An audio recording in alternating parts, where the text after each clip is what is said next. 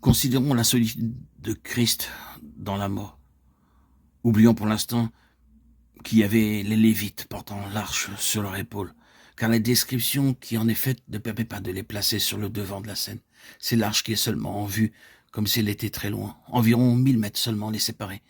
Mais c'est une grande distance qui permettait seulement de la voir de loin. Combien seul il était dans la mort. Alors tous les disciples abandonnèrent et prirent la fuite. Matthieu 26, 56.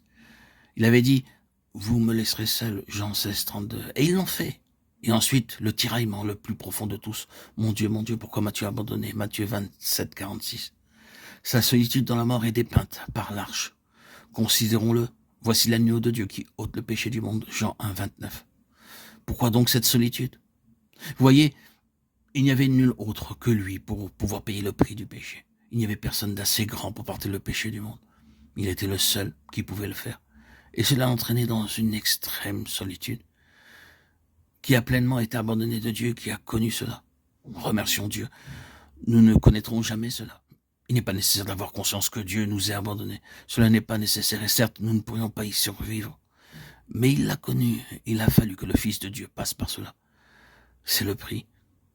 Et il le paye en qualité de pionnier. Le pionnier de notre salut, le pionnier de notre héritage, le pionnier pour nous faire entrer en possession de tout ce qui est déterminé par Dieu lorsqu'il nous appelle à cette union avec Christ. Le pionnier devait payer le prix de cette complète et finale solitude. Est-ce qu'il n'y a pas quelque chose de tout cela dans le soupir, le cri d'Ésaïe, chapitre 53? Oui, il est le seul qui ait dû être blessé pour nos transgressions, frappé de Dieu et humilié. Son âme, créée par Dieu, a été une offrande pour le péché. Mais il verra une postérité et prolongera ses jours.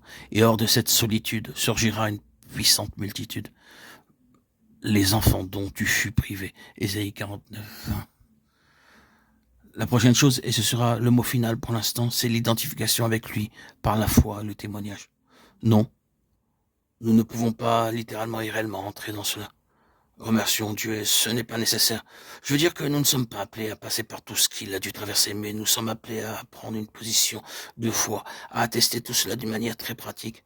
Pas seulement en le saisissant comme si c'était nôtre, mais reconnaître que c'est seulement à nous à cause de lui, seulement à nous en lui. Cela implique une identification de vie avec lui.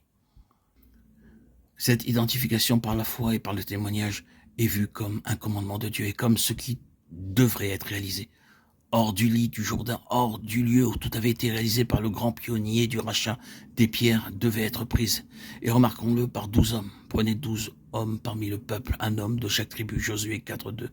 En effet, un homme de chaque tribu est ici représenté. C'est une affaire personnelle pour chacun d'eux. Chaque homme, une pierre. Cela doit être une transaction personnelle, un témoignage personnel, une appropriation personnelle de tout cela. Nous devons le porter sur nos épaules en nous y assujettissant notre engagement envers lui, notre engagement dans la mort du Seigneur Jésus, au fait qu'en lui, nous mourrons, notre engagement dans son ensevelissement. Nous avons donc été ensevelis avec lui, Romains 6:4. Puis vient notre identification à sa résurrection.